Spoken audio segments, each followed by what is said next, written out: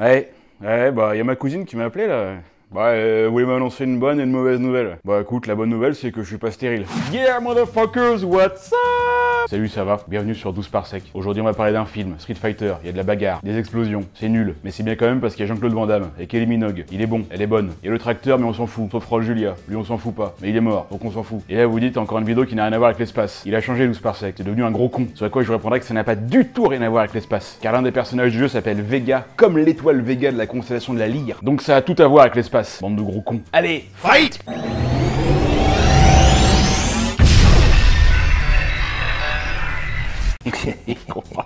Celle-là elle est pas mal quand même, ouais. Où vous étiez hier soir, les mecs? Ben on était chez PH, on a fait une soirée avec des filles. N'importe quoi, on n'était pas chez moi, on était chez toi. Ah, commence pas à m'accuser, j'ai rien fait moi. Putain mais sérieux, tu te défiles encore, C'est toi qui me défile, j'étais même pas là moi, tout est ta faute, de toute façon à chaque fois je fais comme ça. Dans 10 ans. Hé! Êtes-vous prêt à commencer? Oui pardon, mais on a été sur internet, on a voulu voir un film mais on n'a pas réussi. Alors du coup on a été sur un site mais bon on n'était pas très fiers donc et en plus on s'est fait pécho puis j'ai eu un virus. Est-ce que tu peux être plus explicite? Non mais bon, je vais pas vous expliquer où on a été, mais par contre ce que je peux vous expliquer c'est comment faire pour vous protéger. Parce que moi, naïvement, je pensais qu'on pouvait aller sur internet comme on voulait, tranquille, et que personne nous verrait, tu vois. Bien des hommes croient ça, avant de commencer à souffrir. C'est clair, mais c'est PH aussi, là, il m'a dit que les pirates informatiques c'était fini, que les hackers ça existait plus, que j'avais pas besoin de me protéger, exprès pour que je me chope un sale truc. Le salopard, il l'a vraiment fait exprès. Mais j'en suis sûr. Mais évidemment que je l'ai fait exprès. Ah, si j'aurais su. Bah j'aurais activé NordVPN en un clic, et j'aurais navigué sur le web undercover. Parce qu'il y a des nouvelles protections anti-menaces et des nouveaux bloqueurs de publicité qui s'y font chier. Et ça bloque tous les trackers sur le web. C'est d'une efficacité à toute épreuve. Il faut vraiment l'avoir vu pour y croire. Eh ouais, activer NordVPN, ça vous rend invisible, en mode furtif. Comme quand Guil passe en mode furtif avec son bateau pour naviguer sur le fleuve, là. Et ça, c'est beau. Et c'est vraiment pas le seul truc que vous pouvez faire avec NordVPN, hein. Vous voulez que je vous dise tout ce que vous pouvez faire d'autre? Bien sûr, si ça peut te faire plaisir. Bah oui, ça me fait plaisir. Si pour vous, je fais ça, hein, je vous signale. Parce que grâce à NordVPN, vous pouvez vous connecter au Netflix des États-Unis ou du Japon ou encore d'autres pays et avoir gavé de contenu qu'on n'a pas en France. Tu savais ça? Je sais pas, j'ai jamais regardé. Eh ben regarde aussi, toi. Vous savez quoi? Je vais vous dire un truc très honnête. Moi, je pensais que ça ne marchait pas, que c'était de la connerie. J'ai jamais réussi à le faire et j'entendais des gens aussi dire qu'ils y arrivaient pas. Donc je pensais que c'était pas vrai. Eh ben putain que si, c'est vrai. On peut le faire. On peut le faire carrément bien. C'est hyper simple en plus, sérieux. Mais c'est pas des conneries, merde! Contrôle-toi, contrôle-toi. Et comment vous croyez que je fais pour choper tous les extraits de films de tous ces trous de balles d'abord? Est-ce que t'es obligé de dire tellement de gros mots? Oui, je suis obligé. Et bah grâce au torrent. Sauf que les meilleurs sites ne marchent pas en France, comme par hasard. C'est toujours la même chose, hein. Les bons trucs, c'est pas dispo chez nous, quoi. C'est quoi ce pays de merde? Où est-ce qu'on est? Ah bah ça, je me le demande. Celui-là, par exemple, regardez, j'essaie de me connecter, normal, et bah ça marche pas. Voilà. Et bah regardez bien, j'ouvre NordVPN, un clic, je me connecte en Belgique chez les voisins, 2 clics, je recharge la page, 3 clics, et c'est réglé! Ignoble bâtard! Ah, ça énerve. Ouais, non, mais je comprends. Alors, ce site-là, faut payer pour avoir tout ce qu'on veut, c'est un peu officiel. Mais bon, la dernière fois, moi, j'ai pas payé. J'ai essayé de le faire autrement. Tu as essayé de tricher? J'ai pas essayé de tricher. J'ai essayé de contourner le truc avec un espèce de code là sur un autre site pour que ça marche sans payer. Oh, je vois, chérie. C'est ce qu'on appelle tricher. Oh, puis merde, hein. Bon, à la limite, ça d'accord. Mais c'est qu'un exemple. Il y a des tas de trucs qui marchent pas chez nous, qui sont pas dispo, comme des, je sais pas, des jeux vidéo par exemple. Mais quand tu utilises NordVPN sur tes 6 appareils en même temps, eh ben ça marche beaucoup mieux. Et grâce au protocole NordLynx, il n'y a pas de limite de bande passante, pas de mise en mémoire tampon, donc les trucs en streaming, tu les as hyper rapidement. Ils sont rapides, ces cons? Bah carrément, bah attends, c'est juste le VPN le plus rapide qui existe en fait. Enfin, c'est pas des cons, hein, c'est NordVPN. Hein. Attends, ils me payent. En tout cas, si vous avez jamais essayé, bah déjà ça coûte pas grand chose. Et en cliquant sur ce lien, vous avez 4 mois gratuits sur l'abonnement de 2 ans. Et vous avez même 30 jours pour vous rétracter. Voilà, c'est dit. Bah moi je vous dis qu'une chose, si vous ne le faites pas, ce serait une grossière erreur. Ah, et moi je remercie beaucoup NordVPN. Est-ce que vous savez quel est ce jeu? Non, pardon, ce jeu. Ça, c'est Street Fighter 1, ou plus simplement Street Fighter, le premier jeu de la licence sorti en 1987. Quand c'est sorti, c'était génial, et aujourd'hui, c'est nul à chier. Alors que par exemple Star Wars 9, quand c'est sorti, c'était nul à chier, aujourd'hui, c'est toujours nul à chier. Street Fighter était pas hyper connu parce qu'il est sorti que sur arcade. On pouvait prendre 2 personnages, Ryu ou Ken, et on se battait contre des adversaires. Alors ça racontait leur histoire de gars là, Ryu et Ken, 2 potes qui sont en même temps rivaux, un peu comme PH et moi. Enfin, entre PH et moi, il n'y a pas de rivalité, hein. On sait très bien que c'est moi le meilleur. Moi, je suis un peu Goku et lui, c'est Yamcha. Et donc, Ken et Ryu participaient à un tournoi d'arts martiaux organisé par Sagat, c'est le boss final qui faisait du Muay Thai. Il y avait déjà quelques coups spéciaux qu'on connaît tous, hein, comme le Hadouken, le Shoryuken, le Tatsumaki. Alors, il y avait Tatsumaki saumon avocat ou Tatsumaki crevette. Yann Solo, le roi de la blague. Et c'est avec la sortie de Street Fighter 2 en 91 sur arcade et en 92 sur Super NES que le jeu a vraiment fait parler de lui. Il était révolutionnaire puisqu'on pouvait choisir 8 personnages différents. Ryu, le combattant solitaire et personnage principal, Ken, son pote beau gosse de riche, Honda, un sumo japonais, Chun-Li, une chinoise bien bonasse, Blanca, un monstre brésilien, Zangief, un catcheur russe, Gil, un marine américain, et Dalsim, un hindou qui fait du yoga, avec chacun leur style de combat. Sauf Ryu et Ken qui avaient exactement le même style de combat, les mêmes coups, les mêmes prises, on verra après pourquoi. Il y avait 4 boss qu'on pouvait pas jouer, Balrog, un boxeur, Vega, un matador ninja, Sagat, le boss du premier jeu, et Bison, le boss final, qui deviendront jouables ensuite dans une évolution du jeu. Pourquoi il nous a raconté ça? Bah je sais pas, pour placer un peu le contexte, c'est quand même important pour la suite. Et cette fois l'histoire évolue un peu, mais pour la comprendre, il faut aussi connaître ce qui se passe dans une série de jeux qui est sortie après, mais qui raconte ce qui se passe avant, ou plutôt entre Street Fighter et Street Fighter 2, Street Fighter Alpha. Mais c'est intéressant ça. C'est très intéressant. C'est dans Street Fighter Alpha 1, 2 et 3 qu'apparaît Bison, le grand méchant de la franchise, qui est à la tête d'une organisation criminelle thaïlandaise qui s'appelle Shadaloo. Alors Shadaloo, ça viendrait de Shadow Law, hein, la loi de l'ombre, et qui cherche à créer le soldat parfait avec toute une équipe de scientifiques, et qui recrute Saga pour bosser avec lui. Et alors, qu'est-ce qu'on en a rien à foutre, nous? Mais ferme-la, toi, je raconte aux gens là. Et Bison organise un second tournoi d'arts martiaux pour rameuter tous les meilleurs combattants du monde et trouver les soldats parfaits, leur faire un lavage de cerveau et les rallier à sa cause. Et c'est donc ce tournoi auquel vont participer d'autres personnages, comme Chun-Li, une agent d'Interpol dont le père a été tué par Bison, c'est vrai qu'elle s'habille vachement en agent d'Interpol, et aussi un type qui s'appelle Charlie, lui il est important pour la suite, et qui va essayer de tuer Bison, sauf que c'est le contraire qui va se produire. Voilà. C'était pas très intéressant. C'est moins qu'on puisse dire. Et c'est dans Street Fighter 2 qu'on retrouve Gil qui vient participer au tournoi, le troisième donc, pour venger son pote Charlie qui a été tué par Bison. Et bah tout ça, mine de rien c'est intéressant parce que ça va quand même être un petit peu repris dans le film. On va voir qu'ils ont pas du tout respecté l'histoire du jeu, mais qu'ils ont quand même gardé quelques petits éléments. Et pour finir, il faut dire un tout petit mot de Super Street Fighter 2 The New Challenger, une sorte d'évolution de Street Fighter 2 sortie en 93 avec des graphismes et des animations améliorées, et surtout 4 nouveaux personnages, Thunderhawk ou T-Hawk, un indien de 2m30, Camille, une clone de l'armée de Bison que Chun-Li a désenvoûté et retourné contre Bison, DJ, un jamaïcain qui fait du kickboxing, et Fei Long, une copie de Bruce Lee. Et ces 4 personnages seront aussi dans le film, sauf Fei Long qui était une copie de Bruce Lee et qu'on pouvait pas refaire une vraie copie. Donc ils l'ont remplacé par un autre personnage dont tout le monde se fout. Et ensuite la franchise a continué avec d'autres jeux vidéo et le reste appartient à l'histoire. Merde, j'espère que vous avez une chute à tout ça parce que l'intro est comaque. Bah disons que avec tout ça, la question qui se pose sur ce film, Street Fighter le film, sorti en 1994, comment, avec une base aussi cool, est-il possible de pondre une merde aussi infâme que ce film? Hein? Comment? Alors question, Street Fighter le film, où c'est que ça a merdé? Réponse, partout. D'abord faut savoir que ce film, s'il a été fait, ça tient quasiment du miracle. Tellement il y a eu de couilles. Vous voyez par exemple là sur la photo de fin, bah, il y en a 16. Ah c'est pas mal hein. Nous sommes en 1993, j'ai 9 ans, ma copine a 6 ans, j'ai le droit hein. Nelson Mandela reçoit le prix Nobel de la paix, Mia Khalifa naît le 10 février, c'est une date importante, il fallait le signaler. Tu l'admires, n'est-ce pas? Ah bah là, c'est même plus de l'admiration, hein. Là ça tourne à l'obsession. Et la société de jeux vidéo japonaise Capcom, qui a créé le jeu Street Fighter, veut en faire une adaptation au cinéma, pour pouvoir gagner de la thune. Bah c'est que pour ça, hein. C'est pas pour autre chose, hein. Ils veulent pas en faire un chef-d'œuvre. Hein. Ils contactent Universal pour demander si ça les intéresse, et les autres ils disent ah oui. Sauf que Capcom, ils vont leur laisser qu'1 an pour faire le film. Et si tu connais un peu le milieu, tu sais déjà que ça sent la merde. Et pourquoi? Bah parce que faire un bon film de A à Z en si peu de temps, c'est juste pas possible. À la limite, si c'est un film de cul, oui, ça peut passer. Mais bon, ça sentira la merde quand même. Et c'est comme ça que pour réaliser le film, ils choisissent non pas un réalisateur, mais un scénariste. Pardon? Un scénariste, oui, pour réaliser le film. Steven E. de Souza. Alors, un bon scénariste, certes. Le gars a écrit Die Hard 1 et 2, Commando, 48 heures, Le flic de Beverly Hills 3. Il connaît les codes de la comédie d'action. C'est pour ça, les producteurs, quand ils le voient, ils se disent eh ben puisque le gars sait écrire, mais il sait réaliser. En plus, il s'appelle Steven, comme Steven Spielberg. On est bon, eh ben non, bordel. Mais quelle idée de con ça encore. Y a pas quelqu'un qui peut dire à la prod que scénariste et réalisateur c'est pas le même métier, non? Et que peut-être que pour diriger un film d'action avec des séquences de fight, ce serait intéressant de prendre quelqu'un qui a un peu d'expérience dans le domaine. Et pas un scénariste qui passionnait le cul aussi sur une chaise derrière un bureau et qui n'y connaît rien à comment diriger des acteurs. Et en plus, ces abrutis de producteurs, la première chose qu'ils ont dit, c'est qu'ils voulaient pas faire un film sur un tournoi d'arts martiaux. Parce que c'est comme l'histoire du jeu, hein, c'est des mecs qui se fight dans un tournoi. Mais Universal, ils ont dit non. Eux, ils voulaient plutôt faire un film, tu sais, à la James Bond, Indiana Jones, Star Wars, parce que, soi-disant que les films sur les tournois d'arts martiaux, ça marcherait pas. Quelle lumière! Quelle clairvoyance!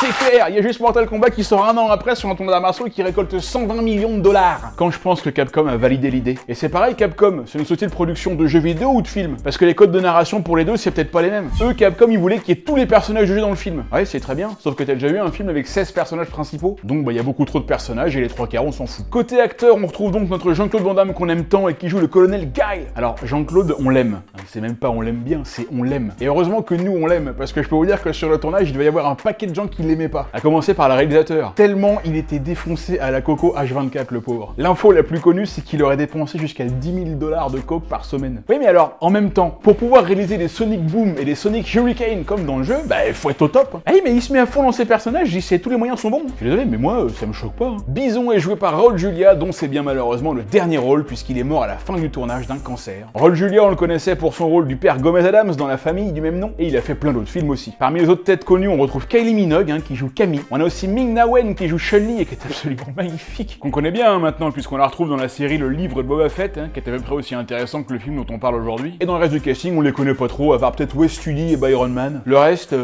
c'est de la merde. Allez, on lance le film. C'est parti. Jean-Claude Van Damme, Raul Julia, Street Fighter. Mais va chier. Et direct, c'est la crise à Shadaloo, la capitale vient de tomber. Du coup, il s'est cassé, il va falloir tout ramasser. On comprend qu'il y a une guerre entre l'ONA, c'est comme l'ONU mais avec un A, et l'armée du général Bison, et c'est la journaliste Chun-Li Zhang qui nous explique tout ça. Top. 20 secondes, première connerie. Chun-Li passe d'agent d'Interpol à journaliste. Bon, écoutez, pourquoi pas. Tant qu'on la voit au moins une fois dans sa robe bleue donner des coups de pied bien vénères avec ses cuisses 4 fois plus grosses que celles de The Rock, elle peut bien être boulangère ou branleuse de dindon. Ce métier existe. Moi, Samira. Et Chun-Li continue d'expliquer que Bison a une technologie de ouf grâce à l'argent de la drogue, comme finalement à peu près tous les états développés de cette planète, et qu'il vient de kidnapper 63 personnes et qu'il demande une petite rançon pour les libérer. 20 milliards de dollars. 20 milliards de dollars. Mais mec, t'es complètement con. Personne paiera jamais une somme pareille. Sois un peu plus raisonnable. Demande 1 milliard déjà. T'es bien avec ça. Tu peux payer tes salariés, les impôts, les infrastructures. Tu peux leur mettre une bonne mutuelle. Tu peux faire des buffets à volonté tous les midis. Tu sais, tu mets plein de sushis dégueulasses là comme ils font dans les restos là. Il y a moyen de se mettre bien déjà. Attends, 20 milliards de dollars pour 63 personnes. Ça fait 317 millions par personne. Non mais tu crois que t'as kidnappé qui? L'équipe du PSG? Les mecs c'est des travailleurs dans l'humanitaire. Ça vaut rien ça. Moi je te file 50 balles par personne et encore c'est toi qui fais la livraison. Tiens, première scène déjà le mec est pas crédible. Comment il les balance les mecs dans la fosse là, c'est excellent, vous avez vu? Attends, le sol il est au moins 4 ou 5 mètres en dessous et les mecs blah.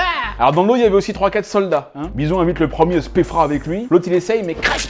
Oh le vieux bruitage quoi, non mais ça pue le fake à 20 km. Attends, moi aussi je peux le faire, hein. Regardez.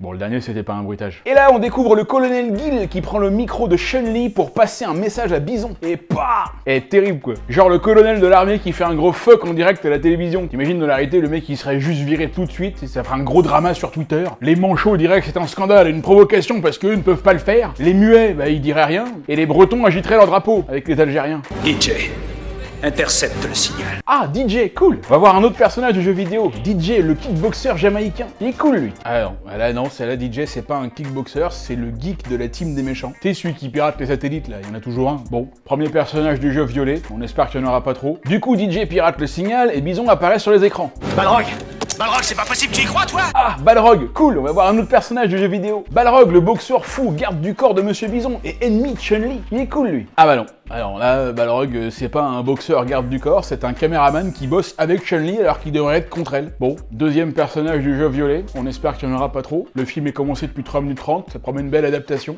Guile et Bison se crêpent le chignon en direct à la télé, on sait pas comment Guile fait pour voir et entendre Bison alors qu'en fait il regarde la caméra qu'il filme. Là. Et là il dit aux otages de tenir le coup parce qu'ils arrivent. Charlie, te laisse pas faire. Accroche-toi! Ok, donc là, Guile vient juste de balancer son pote en direct à la télévision devant tout le monde. Il est complètement abruti lui aussi, tu pouvais pas la fermer toi. Et en plus, comme par hasard, l'autre il est juste là au moment où il en parle. Il aurait pu être n'importe où ailleurs, ça aurait pu être l'un des soldats que Bison a tué, mais non, il est juste là. Carlos Blanca. Charlie, tu es donc son ami. C'est là l'autre, il me dit non, moi je le connais pas. Alors là, c'est assez chelou parce que d'un côté de Charlie, c'est vraiment un pote militaire de Guile dans le jeu. Il ressemble pas du tout à ça, il est plutôt blond avec une grosse crête, mais bon, ça à la limite on s'en fout. Il se fait vraiment capturer par Bison et Guile va vraiment essayer de délivrer, donc pour le coup on est bon. Sauf que tu sais pas pourquoi, mais les scénaristes ils décident de mélanger le personnage avec Blanca, une créature du Brésil qui n'a rien à voir. C'est deux personnages complètement différents. Alors pourquoi dans le film ça en devient un seul? Ça tient pas debout ce que tu dis! Mais c'est pas moi qui le dis, c'est eux. Alors est-ce qu'on peut dire que c'est un troisième personnage violet? On va dire violet à moitié. Allez, ça passe. Violet à moitié, c'est à moitié pardonné. Oui, si. Si, alors là, oui. Non?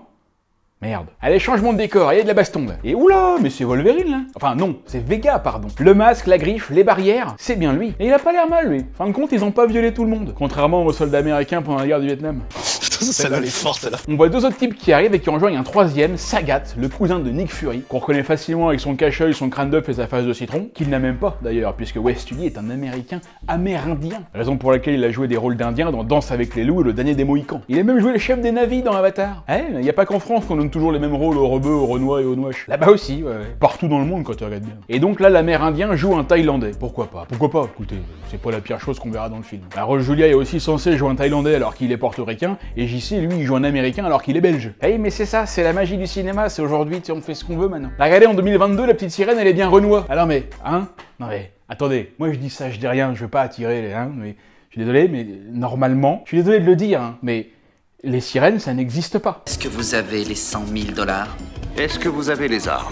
Ah, il y a du business dans l'air. Les deux types sont des vendeurs d'armes. Sauf qu'en fait, c'est deux charlatans parce que Sagat a récupéré les armes avant et il se trouve que ce sont des jouets. Du coup, Sagat y est pas content et là, c'est parti pour une petite baston qui fait plaisir. Sauf que là, les deux escrocs là, ils se défendent plutôt bien et ils niquent tous les autres types. Sauf qu'à un moment donné, tu peux pas aller plus vite que les balles, donc ils se font maîtriser. On rechange de décor. Docteur Dalsim.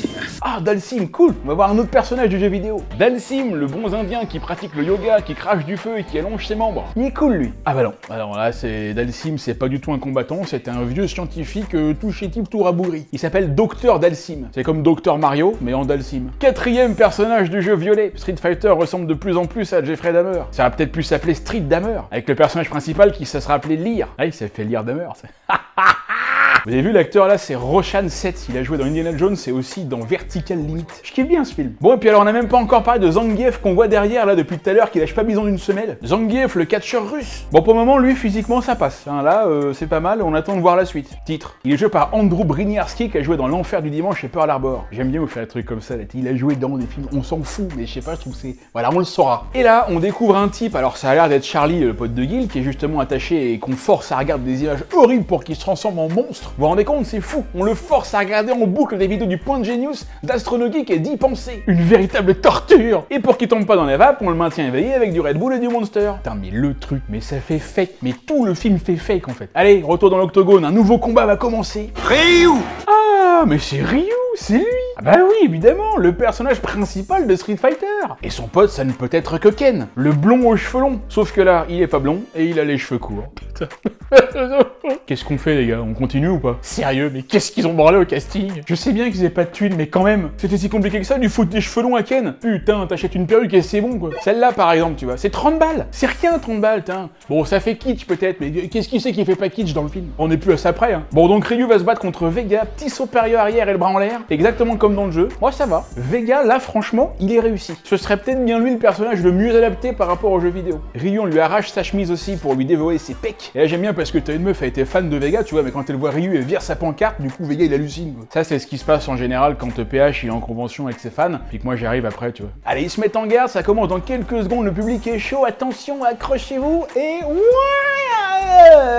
non. Et alors, pas de combat. On aurait aimé, hein, Street Fighter, hein, voilà, de fight, tu vois, mais non, pas de combat, non. Gil arrive et arrête tout le monde. C'était une belle occasion, mais comme d'habitude, c'est manqué. On était à ça de vivre un grand moment, mais ça foire toujours à la fin. Comme l'équipe de France de basket à chaque compétition internationale. Petite réunion de l'état-major. Stop! On arrête tout! Attendez, il y a un problème là. C'est moi ou il est roux? Attendez. On va quand même pas laisser passer ça. Et jusqu'à quel point ils ont décidé de se foutre de la gueule des personnages. Le faire jouer par un belge déjà c'est une honte, mais le faire jouer par un roux, nom de Dieu. Non mais là le Real il a envie de faire une razzia au Razzie Award. Bon, Guy donne la parole à Camille. Ah, mais c'est donc Camille, la petite bombe qui se balade à côté de lui depuis le début. On aura tous reconnu Kylie Minogue, hein, Camille Minogue, hein, l'immense chanteuse. Non, je déconne. Espérons que sa tenue militaire sera respectée. En tout cas, c'est ce qu'on dit, hein. Mieux vaut sauter sur ça que sur une mine. Ouais, qu'est-ce qui se passe là? Oula, le serveur est pas content. Là. Ils ont oublié de lui filer un pourboire. Bah ouais, mais en Thaïlande, ça se fait beaucoup. Hein. Du coup, Gil le remercie pour son service. Entre parenthèses, je trouve que la technique du gars pour tuer Gil est complètement con. Et pourquoi il se jette sur lui depuis l'autre côté de la table? Vous pouvez pas attendre d'être tout près de lui là et puis lui filer un petit coup de couteau en dernier moment là? Pourquoi il part de loin comme ça? Le Gil, il il a carrément le temps de se retourner, tu vois. Qu'est-ce qu'ils sont cons ces Thaïlandais, mais alors. En prison, Ken et Ryu se bastonnent encore, petite séquence sympa. J'aime bien ce raccord avec Ryu qui bloque un coup et Ken qui donne le suivant comme si c'était le même, tu vois. Comme pour montrer qu'ils se battent exactement de la même façon comme dans le jeu. C'est comme tout à l'heure quand ils ont fait valdinguer 2 mecs dans le décor en même temps, là, un peu de la même façon, tu vois, comme le jeu. Bon, sauf que là c'était nul. En fait, c'est parce que dans l'histoire du jeu, ils ont eu le même maître. Et ils ont appris les mêmes techniques, les mêmes mouvements, c'est pour ça qu'ils se bastonnent de la même manière. Guile les repère et va établir un plan avec eux, s'ils arrivent à se faire pote avec Saga qui bosse avec Bison, bah ils sauront où est-ce qu'ils se planquent. Elle est pas con, hein, pour un Belge. Enfin, pour un Américain. Bon, au niveau cuit, c'est kiff-kiff. Bon, on amène les prisonniers, et là, Ryu et Ken simulent une engueulade. Ah oui, d'accord. Ah bah, écoutez, c'est pas mal ça pour un film fait pour les enfants. Et en fait, c'était un subterfuge pour voler les clés aux gardiens. Et là, j'aime bien parce que Saga, il leur dit... Donnez-nous les clés. Bah non, en fait. Ta gueule. Tes hommes, ils ont essayé de nous tuer, tu crois peut-être qu'on va te filer les clés comme ça, toi. Il faut tout oublier. Jamais de la vie, connard, va mourir. Je vous ferai passer la frontière. Ah, bon, là, c'est différent. Et là, bam, Ryu et Vega défoncent les gardes, prennent le camion et s'évadent. C'est parti. Tout le monde essaie de les arrêter, mais en fait, personne n'essaye, hein, parce qu'ils servent à rien. Bah, le réalisateur s'est inspiré des casques bleus, donc t'as qu'à voir, hein. Mais bon, là, c'est pas l'ONU, c'est l'ONA, mais les casques restent de la même couleur. Est-ce que vous vous rendez compte du temps qu'il a fallu pour travailler le concept? À mon avis, les mecs, ils ont dû bosser une bonne nuit entière. Ken choure un flingue à un garde, Guile arrive sur la scène en mode ah. Non mais là c'est pas Guile, là c'est Van Damme. De toute façon dans ce film on voit pas Guy une seule seconde, on voit Van Damme qui fait du Van Damme. Et c'est bien pour ça que c'est génial, parce qu'il n'y a que Van Damme qui peut faire du Van Damme. Et ça c'est beau. Enfin là c'est moins beau parce que Ken a buté Guile. Il a buté Van Damme, l'acteur le plus cher du film. Donc si t'es pas trop con, tu sais qu'il est pas mort. Et là Chun-Li, regardez bien ce qu'elle va faire. Attention, concentrez-vous, ça va aller vite. Hey, vous avez vu? Ya! Elle a lancé un émetteur dans le camion, ensuite elle a fait une roulade avant qui n'a aucun putain de sens. Mais pourquoi elle a fait ça? C'est juste pour montrer que Chun-Li sait faire des trucs de ninja, c'est ça? Mais c'est complètement bidon, ça ne sert à rien. Allez, je vous remontre au ralenti parce que je trouve que c'est absolument génial. Regardez. Alors bon, déjà on voit bien que c'est une doublure, mais ça on s'en fout. Elle jette le truc et après, voilà. Les mecs c'est tellement nul. On se croit dans un sketch des inconnus, tu vois. Ce film est tellement nul que ça en devient génial. Bon, bilan des courses, Saga et ses hommes se sont échappés et Guile est mort. Et pendant ce temps-là, Bison qui est chez lui en train de faire les plans de sa future maison apprend la nouvelle aux infos. Le monde entier est sous le choc. Le monde entier est sous le choc. Là, pas trop gros tes chevilles, non? Qu'est-ce que vous voulez que ça faute au monde entier qu'un colonel américain se soit pris une balle dans un camp de réfugiés miteux dans un pays tout pourri? Le monde entier est sous le choc. Tu parles. Tout le monde s'en fout. Du coup, Bison est pas content parce qu'il vient de perdre son ennemi juré. J'avais espéré l'affronter en personne et face à face. Eh ouais, parce que Bison c'est un vrai guerrier, il a le sens de l'honneur. Et c'est à ce moment-là qu'il se lance dans un monologue assez tripant dans lequel il explique pourquoi il fait ça et tout. Qu'est-ce que c'est son idéologie, sa vision du monde. Et là, on voit vraiment que Raoul Julia dans ce film, il y va à fond quoi. Il joue le jeu à 200% le type. On le dit de jouer un dictateur, il joue un dictateur. Et c'est un peu chelou parce que du coup ça tranche beaucoup avec tout le reste des personnages du film qui sont pour la plupart complètement idiots et qui savent pas construire une phrase en dehors de leur sale réplique, un peu comme ces saletés de flics. Bon, bah du coup au QG, y a plus rien à faire, hein, il faut y aller. Hein. Honda, allez, il faut qu'on bouge. Oh, mais c'est lui Honda. Le sumo japonais avec les traits rouges sur le visage, c'est lui. Mais c'est pas un sumo, il est même pas japonais. Il est hawaïen le type là, avec sa chemise à fleurs, on dirait Magnum mais en gros. Mais c'est pas possible. Je comprends pas. Mais moi non plus je comprends pas. Mais personne ne comprend. Pourquoi vous faites ça? Pourquoi vous faites ça? Honda est un sumo japonais. Japonais. Pourquoi vous l'avez fait hawaïen? Pourquoi? Prendre un japonais, c'était simple. Quand t'en cherches, t'en trouves. Qu'est-ce qu'il y avait de compliqué à faire ça, putain? Mais ça, c'est une insulte. C'est une honte, même. Et allez pas me dire que les japonais, ça coûte trop cher. Bon, après, c'est vrai que non. C'est pas donné non plus. Hein. moi, j'ai essayé de... Je vais en prendre un petit comme ça pour voir, mais... moi, j'ai pas les moyens. C'est pour ça, si vous pouvez penser à mon Tipeee ou mon Utip, hein, pour que je puisse en prendre un, voilà, ce serait sympa. C'est pour la bonne cause. Attendez, sinon je vais être obligé de prendre un Marocain. Ou pire, un Français. Bon, pendant que je raconte mes conneries, Chun-Li, elle a eu le temps de se changer en Catwoman. Et ça c'est beau. Et c'est parti, elle va se faufiler dans la base. Bon, elle se balade dans les couloirs, et là, elle tombe sur le corps de Guile encore tout frais. Et d'un seul coup, hey Guile, mais qu'est-ce qui se passe? Il est vivant. Et oui, bien sûr qu'il est vivant, il a simulé sa mort. Malin le malinois. Et il en profite pour arrêter Chun-Li qui fouine un peu trop dans les affaires des autres. Sauf que elle, ça a beau être une sale race de journalistes, bah, elle sait quand même se défendre. Et hop, elle se libère en 2 coups de cuillère à peau. On se demande si on va voir dans le film à un moment donné où les militaires arrivent à garder un prisonnier plus de 5 minutes. Alors là, on arrive à une séquence où c'est la foire à la bombe. Vous avez la foire au vin, la foire à la saucisse, et ben là c'est la foire aux militaires. On peut venir en famille, acheter des missiles, des hélicoptères, des tanks. Là il y a une grande tente dans laquelle il y a tous les méchants qui sont posés et qui assistent à des petites animations, hein, comme dans les foires quoi. Je veux dire, le gars qui présente le stylo magique, l'autre qui monte son détache tout. Chun-Li et sa team font un numéro déguisé, tu sais absolument pas ni comment ils sont arrivés là, ni pourquoi ils font ça. Tu sais pas, il y a aucune explication. Ensuite il y a des meufs qui arrivent et la DJ elle a la même réaction que moi quand je vois un défilé Victoria's Secret. Ken lui va essayer de pécho Chun-Li, il sait pas que c'est elle, hein, lui il est juste en mode crevard, ce qui techniquement reflète bien son personnage personnage dans le jeu parce que Ken Master est juste un vieux crevard qui kiffe les belles filles. Bien pour ça que c'est mon personnage préféré. Il suit Chun-Li dans la tente, il veut lui montrer la boîte thaïlandaise, sauf que pam. Et quand Ryu vient voir ce qui se passe, des fois que Chun-Li soit pas farouche, bam aussi. Saga vend des armes à bison qui le paye en billets avec sa gueule dessus. Et ça c'est génial. J'adore ce truc. Le mec est à peine un but de sa personne quoi. Il joue la carte du dictateur mais à fond. Il a même eu le temps d'imprimer des billets à son effigie. Et en plus il est méga classe avec un logo mi-Transformers, mi-Expandables et remis-Transformers derrière. Moi franchement je suis Saga, je les prends. Hein. Attends après tu pourras les vendre sur eBay. Alors oui effectivement là tout de suite ça vaut rien. Comme disait Riggs. J'espère que vous avez besoin de plein de papier chiottes parce qu'il y a vraiment qu'à ça que ça peut servir à vous torcher le cul avec. Et c'est à peu de choses près ce que dit Saga. Ces billets ne valent pas leur poids de papier toilette. Et c'est vrai, Bison il est bien sympa mais ça vaut rien ces merdes. Donc Sagat il pète un câble, il insulte Bison qui prend la mouche. Ça s'échauffe un peu, t'es mal à la gueule de Zangief et il est chaud lui, et t'as qu'un mot à dire, il parle. Il est très bon aussi dans le film lui Zangief. En fait c'est les personnages qu'on voit le moins et qu'on entend le moins qui sont les plus réussis du film. Dans l'attente Ryu reconnaît Honda. Vous êtes Honda, le sumo de Hawaï? Non, c'est le sumo du Japon normalement mais bon. Chun-Li dit aux deux zouaves d'aller gagner du temps et là... Ah j'aime beaucoup le violet, hein, c'est vraiment beau. Oh mais pourquoi il coupe tout de suite là, il pouvait pas laisser un peu? Mais qu'il est mal monté ce film. Donnez-moi les rushs, moi je vais en faire quelque chose de bien. Moi. Je vais faire une nouvelle version, ça s'appellera Chun-Li et Camille, l'entraînement approfondi. Ou alors Chun-Li et Camille, tous les soirs en bikini. Ou alors Chun-Li et Camille, on leur ferait bien des guili-guili. Bon c'est bon, t'as fini? Oui pardon. Ryu et Ken arrivent au milieu de l'embrouille, ils vont essayer de calmer le jeu, ils se font pécho, et là d'un seul coup on entend une voix dans le placard, et c'est Chun-Li et compagnie qui annoncent en direct qu'ils vont faire péter toutes les armes. Ils envoient un camion plein d'explosifs, il arrive vers la caméra, ce qui donne l'occasion à l'autre gros teubé de Zangief de sortir la phrase du film. Vite! Changez de chaîne! Oui, bah vous voyez ça, bah c'est aussi con que ça marche. Bon ça explose et les autres du coup bah ils seront capturés ces abrutis. Bien fait pour vos gueules, tiens, vous les bien chercher. Allez, tout le monde arrive chez Bison, on va enfin pouvoir se poser un peu, fumer une petite clope, boire une petite bière. Alors j'aime beaucoup parce que là Ken et Ryu ils sont dans les petits papiers de Bison, c'est qu'il les remercie d'avoir averti que Chun-Li allait trahir. On voit que Chun-Li est dégoûté, tu vois. Non mais attends meuf, qui c'est qui a fait une vidéo en train de se montrer faire tout exploser là? C'est eux peut-être? T'as bien fait ça pour qu'on te voit. Qui est Ken ou Ryu ou pas, ça aurait été pareil. Donc c'est pas de leur faute. Tu t'es foutu de la merde toute seule, hein, alors viens pas chialer. Hein. Toujours accuser les autres là. Qui c'est qui vous fait du pangolin et qui a foutu la merde sur toute la planète avec le Covid? C'est nous peut-être? Ouais, mais ça a rien à voir, bah, je m'en fous, je le dis quand même. Bon, heureusement qu'elle est belle. Mais c'est pas ça qui la sauvera. Enfin, peut-être, pour voir ce qu'elle est prête à faire même. Gil fait un topo à ses troupes. Oui, je sais, j'insiste beaucoup là-dessus, pardonnez-moi. Bon, vous me connaissez maintenant. Gil fait un topo à ses troupes pour expliquer la mission, il leur dit qu'une frappe aérienne est impossible, ce qui est en fait la réalité, hein. C'est ce qui s'est passé pour le tournage. Ils devaient vraiment faire une scène avec un hélicoptère, en fait, dans les airs, mais la Thaïlande n'a pas voulu que l'équipe survole leur pays, quoi, donc ils ont dû passer par le sol. Gil leur dit de synchroniser leur montre, mais pourquoi faut faire ça? Moi, je comprends jamais ce truc-là. Style, personne n'a de montre à l'heure, quoi, tu sais, ils ont tous une heure différente sur leur montre. Chez Bison, Ken et Ryu faut fournir le kimono réglementaire, Zangief fout direct leur fringue au feu, tu sais. Bah, c'était pas obligé de cramer ça tout de suite, quoi. Peut-être on pouvait les mettre dans des vestiaires, non? Et moi j'ai oublié mon portefeuille, merci bien. Va falloir refaire la carte vitale maintenant, c'est chiant ça aussi. Et du coup, on voit enfin Ryu dans son kimono blanc et Ken dans son kimono rouge, comme dans le jeu vidéo. Allez, Gil va faire son speech pour motiver les troupes, mais là il y a une bagnole qui arrive avec un ministre plus sinistre que ministre qui va dire à Gil que la fête est finie et qu'il peut rentrer chez lui parce qu'ils vont payer la rançon. Sans déconner, ils vont payer 20 milliards quoi. Et après le gouvernement il dit qu'il faut qu'on se serre la ceinture et puis qu'on éteigne les multiprises de la nuit. Bande de chiens de la case. Et donc bah, Gil va transmettre les ordres à ses troupes, mais les autres ils sont pas d'accord, tu vois. On leur dit qu'ils vont plus faire la guerre, ils sont dégoûtés quoi. Et ils vont tuer personne, attends, ils ont pas signé pour ça. Bon soldats, si vous pensiez qu'on allait buter du Viet et se faire plaisir avec les petites autochtones, bah malheureusement va falloir vous les mettre sur l'oreille. Le gouvernement veut qu'on rentre à la maison. Bah vous savez quoi, c'est mort, on y va quand même. On va la gagner cette guerre. Et le monde sera fier de nous. Et partout où nous irons, les gens seront sidérés de se trouver nez à nez avec un grand dino. Colonel, c'est pas ça le texte. Ah non, pardon, c'est pas ça. Bon, allez, c'est parti, là, on y va.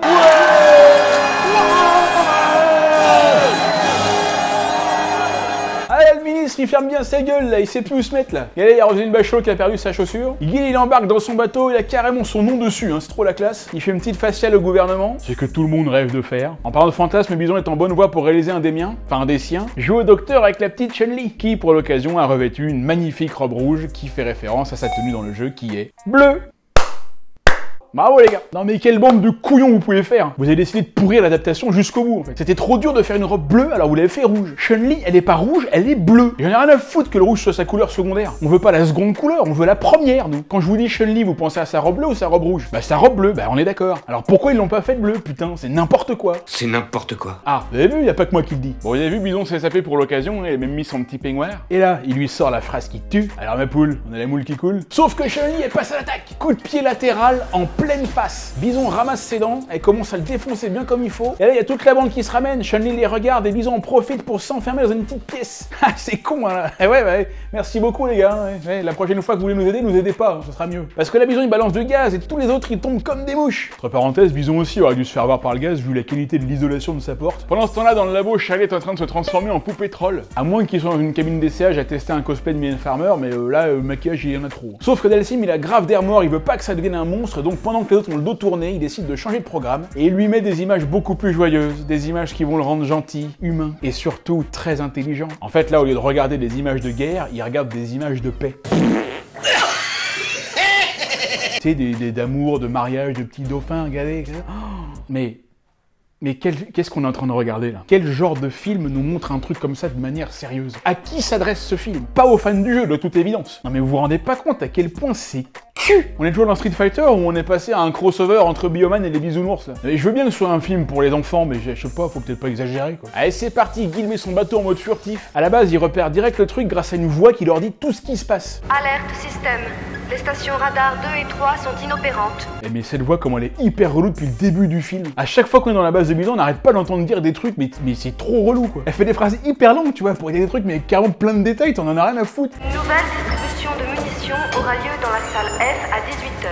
Pour les unités spéciales, elle aura lieu à 16h30. C'est limite si elle annonce pas le menu du midi à la cantoche quoi. Ce midi, en entrée, taboulé oriental aux olives, en plat, jarret de porc avec truffade, assiette de fromage et petite compote en dessert. Vous vous mettez bien par deux et vous vous donnez la main. Mais tout est con dans ce film. Et puis les autres, là, leur mode furtif, vous êtes drôles vous. Effectivement, pas votre bateau, mais par contre, je sais pas si vous avez vu, les vagues de chaque côté, on les voit bien. Donc t'es grillé quand même. Tu crois que Bison il va dire ah non, mais on voit rien, c'est bon, y a personne. Bah non, Bison il est peut-être plus intelligent que ça. C'est un bison futé. Bon évidemment, leur brouillage il foire et bam, tout le monde les voit. Alerte. Putain, mais ta gueule toi. Du coup, Bison riposte. Alerte jaune. Personnel au repos. Mais que quelqu'un arrête cette putain de voix à la con. Bon, ça suffit maintenant, tout le monde vous voit. Hein. Vous allez où comme ça d'abord? Bah, on voulait voir la Tour Eiffel en passant par la Seine, mais je crois qu'on s'est gouré parce qu'on vient de voir un troupeau d'éléphants là. Et je me rappelle pas qu'il y en a dans Paris. Effectivement, vous êtes trompé, oui. Là, vous êtes à Chadalou. À Châtallon? À Chadalou. C'est comme la Thaïlande, mais en Chadalou. Et oui, Guy est vivant, ce qui étonne beaucoup Sagat. Et là, c'est excellent parce que Bison, il se fout trop de sa gueule. Et devinez qui c'est qui n'a rien vu, hein? Putain, mais l'enfoiré quoi. T'as pas le droit de te moquer du physique des gens comme ça. C'est pas de sa faute à Sagat s'il a un œil pourri. Là. Le non-respect du type quoi. Alors Zangief, à chaque fois qu'on le voit, lui, il fait ça avec ses yeux pour faire style, il est vénère. Il le fait plusieurs fois dans le film. Et t'as Chun-Li qui essaie de faire pareil aussi de temps en temps. Franchement les mecs, mais c'est super mal joué quoi. On pourrait mettre un de ses plans dans un épisode de Power Rangers, ça passerait nickel quoi. Heureusement que le réalisateur l'a fait exprès parce que je crois que sinon il aurait fallu le tuer. Cette fois-ci, colonel, tu vas mourir pour de vrai. Eh ouais, tu vas mourir pour de vrai. Tout à l'heure c'était pour de faux, et maintenant c'est pour de vrai. Je crois que là on peut pas aller beaucoup plus loin dans les expressions de gamin. N'empêche, c'est ceux de Raoul Julia qui devait être content. Ah bah lui il a accepté le rôle juste pour faire plaisir à ses gosses, hein. Il se savait mourant, alors il a voulu se faire un dernier kiff à lui et sa famille avant de crever. Hein, c'est vrai. Et mon dieu qu'il a eu raison, parce qu'au final il vient que lui qui vaille la peine dans ce film. C'est vrai, il est génial le rôle de Julia, du début à la fin quoi. Le mec il joue Bison en mode Hitler dans la chute quoi. Il était le moment qu'il essaie de lâcher des mines sur le bateau avec des boutons qui sont exactement les mêmes que ceux des premières bornes d'arcade Street Fighter en 87. Et ça c'est beau. Du coup il fait haut bas, droite, gauche, quart de cercle arrière et Y et bam! Game over! Intrus éliminé. Oh non, elle est encore là celle-là. Bon, comment ça se passe du côté de chez Dhalsim là? Fin d'alerte jaune. La gueule! Dhalsim se fait choper, petite baston, ils ouvrent la cage sans faire exprès. Et attention, on va bientôt découvrir la bête. Blanca, il est là. Mon dieu qu'il est laid. Oh la vache, on dirait Hulk dans la série des années 80 avec une perruque de la foire fouille. La misère de l'adaptation. C'est foutu les gars, c'est terminé. C'est le point de non-retour. C'est l'orbite zéro dans Armageddon. Y a plus rien à sauver là. Bon, c'est l'heure de faire les comptes. Bison demande à DJ s'il a reçu les 20 milliards.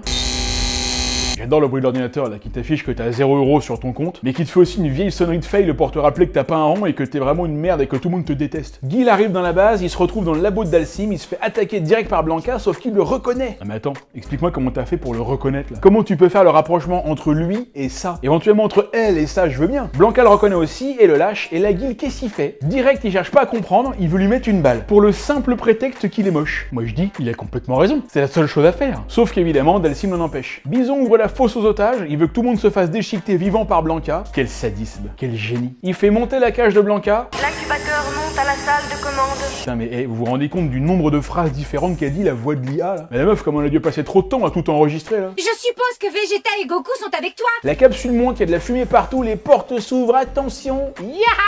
Yeah, Guil te fait un saut de 15 mètres au-dessus des barrières sans élan. Il est balèze le JC, hein, et c'est grâce à la coke. Allez, c'est parti, baston général peut commencer, ça tire de partout, tous les gentils qui étaient attachés cet hiver. Tu vas te traité de gros, toi? Alors, Honda est vénère parce qu'on a traité de gros, et le mec, c'est un sumo. Zangief arrive, mais Honda débarque en force en explosant le mur de cailloux en mousse. Vous avez vu là le caillou qui rebondit sur le bras du mec là. Et Honda se jette sur Zangief. Allez, de la baston de Dieu là. La cavalerie arrive, ça tire dans tous les sens, Balrog donne aussi 2 ou 3 patates parce que bon, faut bien faire un peu dans le fanservice. Bon allez, on avance un peu là, parce que là il y a que du tir, pour arriver au moment que l'on attend tous, le combat final, l'ultime combat entre Guile et Bison. Et c'est parti, ça s'envoie des pains par paquet de 12 et rapidement il tombe dans la nacelle et le combat d'anthologie continue. Tel Maître Yoda contre l'Empereur Palpatine dans la nacelle dans l'épisode 3. Guile éclate la tête de Bison dans une grosse cloche qui rappelle étrangement la grosse cloche en fond dans le stage de Bison dans le jeu vidéo. Alors c'est pas pourquoi, mais d'un seul coup Balrog il a son short et ses gants. Au niveau des transitions, des explications, là on en a clairement plus rien à foutre. Là c'est la minute référence au jeu vidéo avec notamment le fameux coup de pied retourné de Guile, l'une de ses techniques dans le jeu. Et du coup il balance Bison dans les systèmes électriques, ce qui le fait mourir d'électrocutisation. Sauf que non, car Bison, tel Shredder dans Ma sorcière bien-aimée, se transforme en un truc qu'on sait pas ce que c'est. Et d'un seul coup, bah! Et ouais, mais je vous l'avais dit hein, qu'on était pas loin du combat Empereur Palpatine Yoda. Et en plus maintenant ils volent. Ils foncent dans Guile comme dans le jeu. L'autre il reste en plein milieu comme un con alors qu'il suffirait de se pousser au dernier moment. Pendant ce temps, Ken et Ryu se battent contre Sagat et Vega. La baston est assez sympa, ils essayent quelques trucs. On a la roulade de Vega, le pauvre Dragon Punch de Ken. Putain, mais alors lui ça se voit tellement à 10 000 km qu'il sait pas se battre. Mais muscle ton jeu Ken. Même Bridget Wilson elle fait mieux en Sonya dans Mortal Kombat. Pourtant on partait de loin. Et on voit surtout le fameux Hadoken de Ryu, la technique la plus connue de Street Fighter, qui lui non plus ne ressemble à rien. C'est juste un flash là, et puis c'est surtout absolument pas justifié en fait. Dans le sens où je trouve que ça passe même pas très bien, on se demande pourquoi il fait ça d'un seul coup. On sait même pas d'où ça sort. Et s'il y avait un truc qui devait pas foirer, c'était ça, et bah ils arrivent à le foirer quand même. Bison continue de se la jouer Palpatine, il prend son envol, sauf qu'il a pas dû voir Star Wars parce que Palpatine le vol ça lui réussit pas. Guile se met en garde, décroche son coup de pied spécial et l'envoie valdinguer dans les écrans et tout explose. C'est la fin du général Bison. Les autres libèrent les otages, c'est trop beau. Shen pleure parce qu'elle est trop sensible. Ou alors elle pleure peut-être de honte parce que Balrog a l'air complètement ridicule avec son costume pourri. Ah tiens, voilà autre chose. Il y a Delsim qui s'est rasé le crâne maintenant. Juste pour pouvoir enfin ressembler un peu à son personnage dans le jeu. C'est bien les gars, c'est ressemblant. Non mais ça va, c'est bien. C'est juste dommage que ce soit dans la dernière scène du film. Allez, Blanca et Delsim restent sur place, Guile se barre, tout le monde se natchave, ça va exploser et bam, toute la base part en fumée. Les gentils ont gagné et les méchants ont perdu. Et tous les personnages se retrouvent là à attendre, voilà, on sait pas quoi. Ils attendent peut-être une explication à pourquoi le film est aussi nul. Et alors là, il y a des choses dans le film que le réalisateur a fait exprès de foirer, et il y a des choses qu'il a quand même essayé de faire bien, mais qui ont complètement foiré quand même. Parce que Guile, évidemment, revient, et on a donc une scène de retrouvailles, et mesdames et messieurs, permettez-moi de vous présenter la scène de retrouvailles la plus cheap de l'histoire du cinéma. Franchement, je sais pas vous, hein, mais moi j'ai vraiment l'impression de regarder un épisode d'Hélène et les garçons. Ouais, c'est trop bien.